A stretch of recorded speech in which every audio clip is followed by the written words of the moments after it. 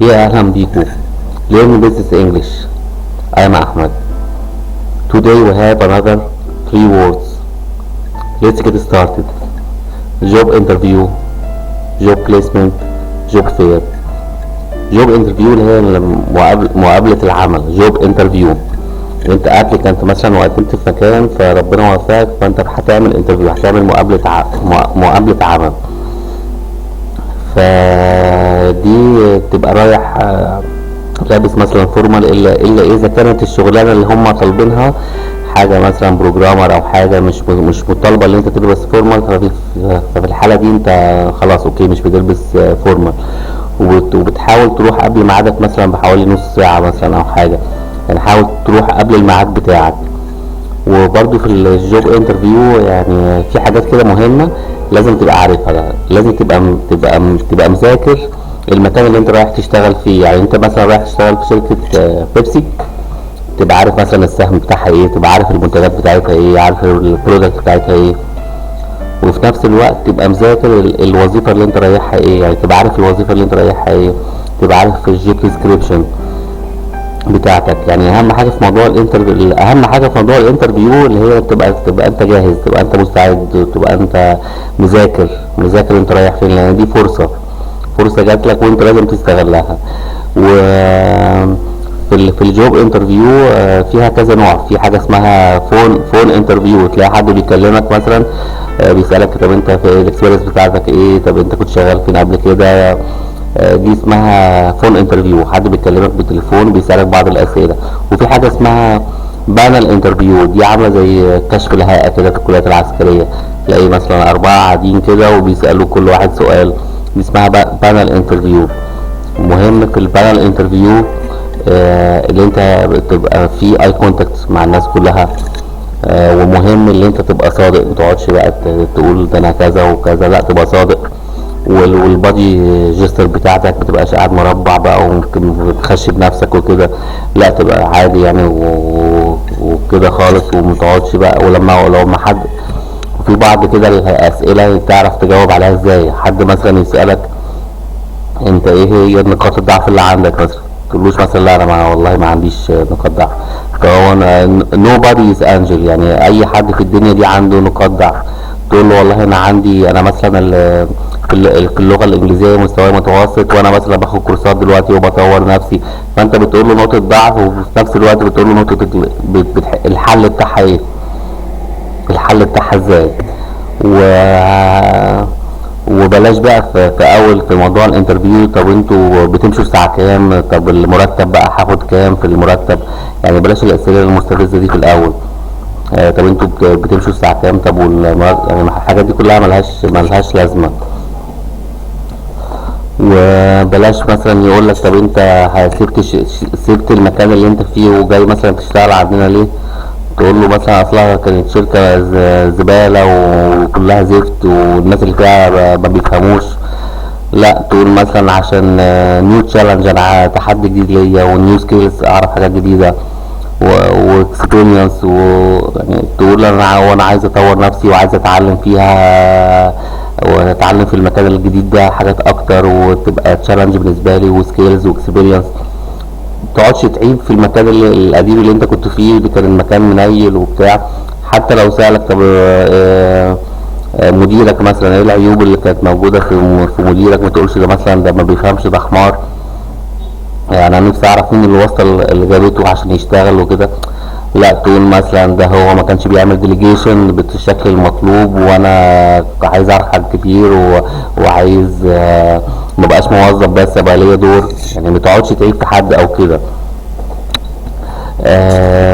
وعلى فكره لما تيجي تعمل انترفيو وانت مثلا الشركه اللي انت كنت فيها مثلا مشوا ناس او عملوا داون سايزنج، مش عيب اللي انت تقول لهم اوكي انا كنت شغال في مكان وعملوا داون سايزنج وخفضوا العماله وكده.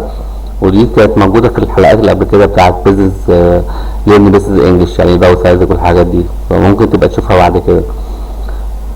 برضو لما يجي يقول لك طب انت المرتب اللي انت متوقعه مثلا هكام مثلا، مينفعش يبقى مثلا اللي موجود مثلا 2000 جنيه، وانت تقول له مثلا المرتب اللي انا متوقعه مثلا 20000 جنيه.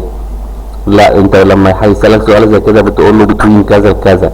يعني مثلا لو الشائع مثلا لو محاسب لسه مثلا ان هو او بياخد 2000 جنيه، تقول له والله ما بين 1800 ل 2200 جنيه مثلا، تحط له رينج، يعني تحط له بين كذا وكذا.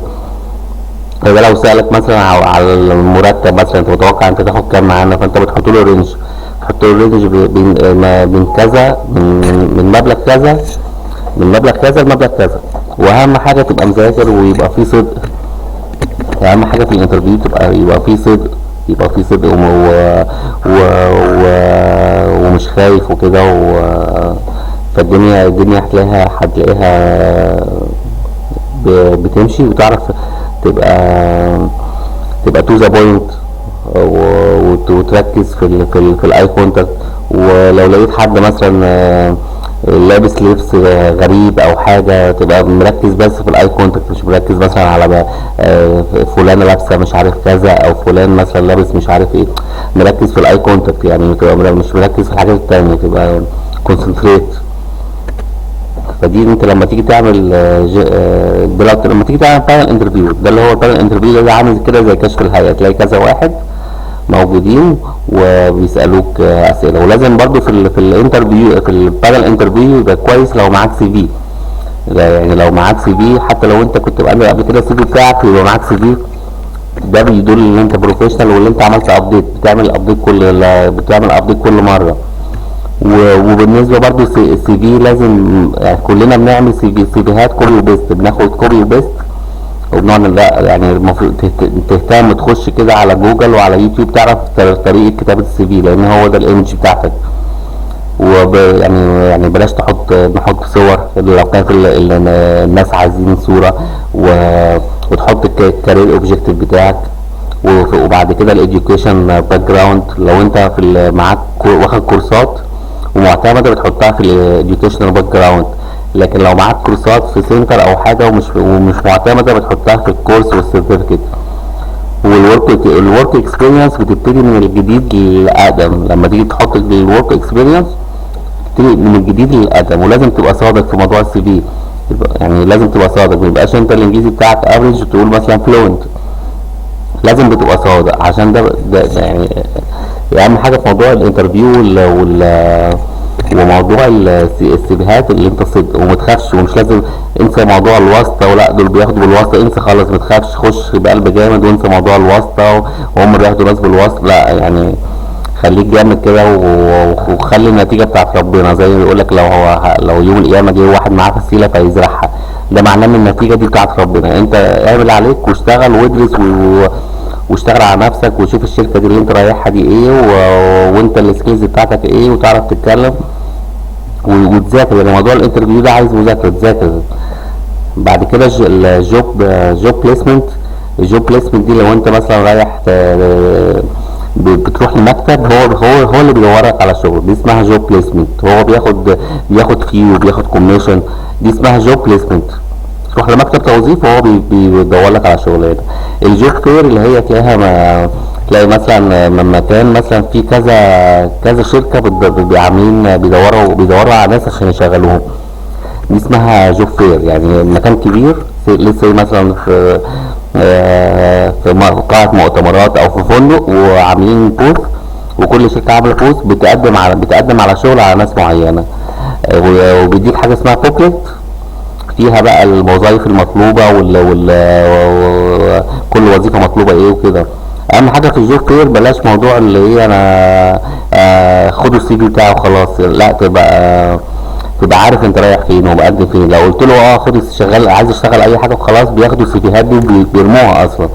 فانت لازم تبقى انت عارف رايح فين ومسجل فين، وعارف ايه هي الوظيفه اللي هم طالبينها، تبقى مركز واخد بالك. بلاش موضوع طب اشتغل اي حاجه، طب يقول لك مثلا طب احنا عايزين كوست اكاونتنج، مش مشكله، انا ممكن، انا راجل سيلز بس ممكن اشتغل كوست اكاونتنج. فدي السيفيهات دي بتتاخد تترمي في الزباله. فلازم تبقى انت عارف هم عايزين ايه وتقدم فيها. وعلى فكره برضه مهم ان انت تعمل كذا سي في بتاعك، يعني يبقى ليك كذا سي في. لما تقدم في الكوست اكاونتنج غير لما تقدم في المانجيريال اكاونتنج، غير لما تقدم في الفاينانشال اكاونتنج، غير لما تقدم مثلا في بنك، غير لما تقدم في يعني لازم يبقى عندك كذا سي في.